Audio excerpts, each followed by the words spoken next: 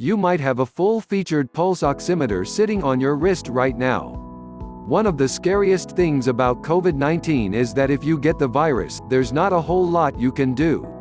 Official guidelines say to treat it at home, much as you would a cold or flu, rest, drink fluids, separate yourself from others in your living space, and so on. That's all well and good, except that COVID-19 has fast developed a reputation for causing otherwise stable patients to crash alarmingly quickly.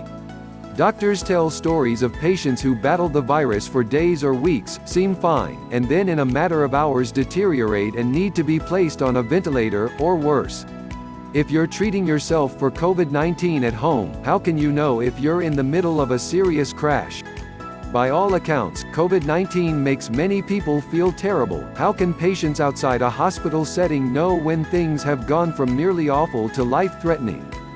One potential health tool that's rapidly emerging is the use of a home pulse oximeter. These simple devices measure the oxygen level in your blood. If it drops below 92%, that's a concern. If it falls further, you could be in big trouble. Some COVID-19 patients have reportedly had levels in the 50% range.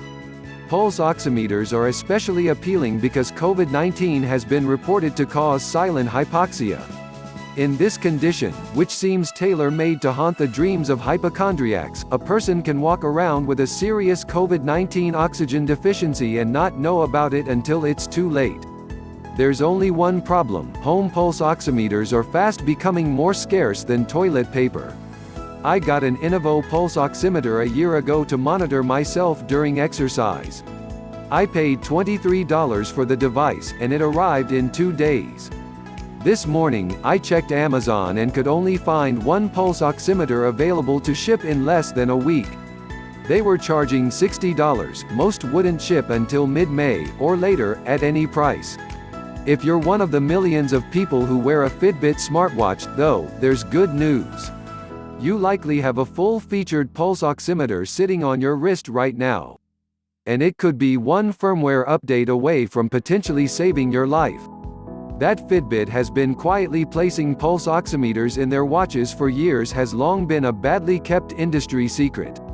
Users and gadget reviewers alike have noticed the sensors on the back of their Fitbit devices and speculated about their presence and function. A video on my own low-budget YouTube channel speculating about the sensor has 10,000 plus views and has received more viewer engagement than many of my other videos. The consensus, which Fitbit ultimately confirmed, was that the company was quietly developing a program to use the sensor for detection of sleep apnea. As early as 2017, Fitbit was hinting at this direction and copped to testing hardware for detecting apnea, a serious condition, the treatment of which will be a projected $6.7 billion industry by 2021.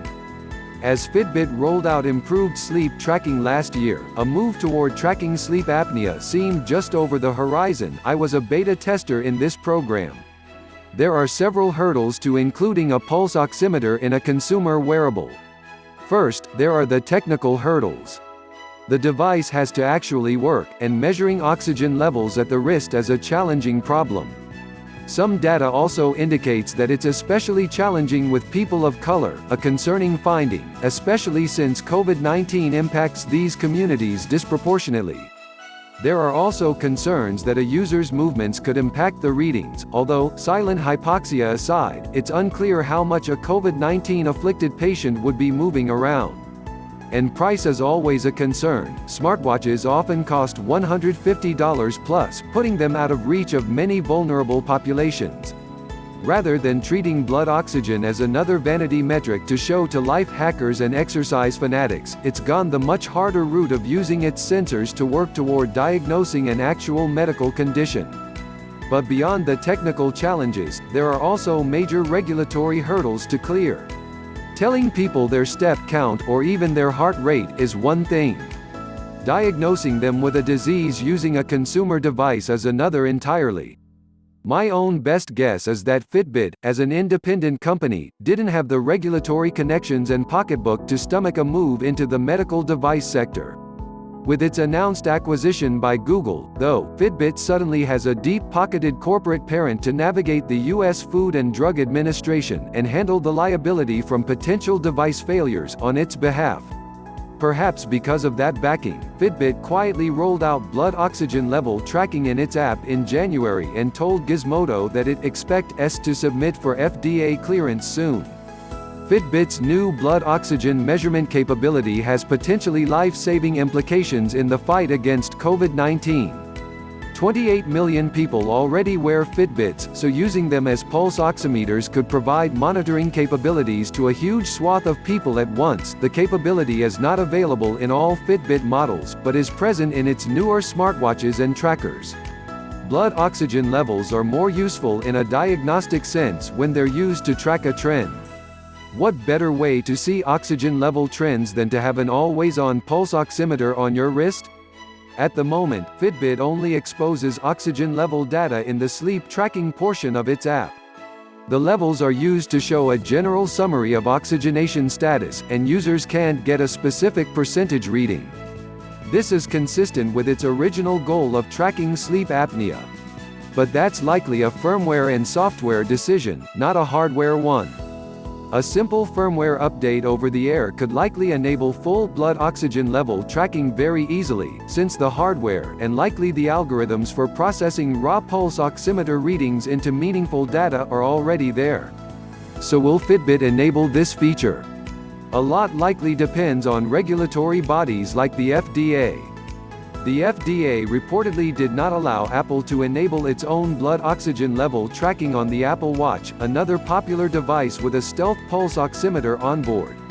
But it did hint at allowing consumer wearables to monitor for COVID-19, and researchers are forging ahead with studies to evaluate the Apple Watch, Fitbit devices, and Garmin smartwatches for this purpose. At the moment, Fitbit still says its devices shouldn't be used for medical purposes. And there are the ongoing technical concerns about the device's accuracy, especially at the low oxygen levels that indicate danger. Here, though, Fitbit's cautious approach and years of testing may serve it well. Rather than treating blood oxygen as another vanity metric to show to life hackers and exercise fanatics, it's gone the much harder route of using its sensors to work toward diagnosing an actual medical condition. That means the company has likely been laying the groundwork for medical device clearance, technically and legally, from day one. That gives it a huge advantage over its competitors, both in terms of regulatory connections and the hardware already baked into millions of its devices. That the condition Fitbit chose to treat, sleep apnea, is characterized by low oxygen levels bodes well too. The company has likely focused on detecting oxygen accurately at low levels from the beginning. This potentially gives it another major boost over other smart devices, which work best at measuring the high oxygen levels exhibited by healthy users. It may even give Fitbit's devices an advantage over existing, FDA-cleared pulse oximeters, which likely use more basic software and simpler algorithms to perform their measurements. And for Fitbit's blood oxygen levels to be useful, they don't have to be perfect. They just need to show a meaningful trend. Rather than exposing the values as a specific percentage, the company could always give a summary statistic to indicate an overall trend or trajectory: green for "you're fine", yellow for "call your doctor", and red for "go to the ER". Critics of Fitbit's tech also miss the point that its pulse oximeter readings wouldn't have to stand alone. The company already has detailed knowledge of its users' bodies, including their height, weight, age, heart rate trends, and overall activity levels, as well as their baseline blood oxygen levels.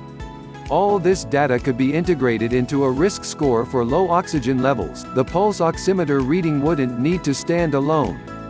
I don't have a window into Fitbit's tech or regulatory teams or into the FDA. But given what I know about the company's trajectory and hardware, it seems ideally placed to rapidly provide life-saving oxygen monitoring to millions. Doing so would likely require addressing technical and regulatory, not to mention UI and privacy, issues rapidly and taking on some unknown risks. But Fitbit has years of research under its belt. It has proven hardware, trusted by millions of users and medical industry players alike. It appears to have a relationship with the FDA, and the corporate backing, in Google and Alphabet, to intensify that relationship quickly and address the inevitable liability concerns of fast-tracking a medical device. If any company can bring life-saving pulse oximetry to millions of people overnight, my money is on Fitbit.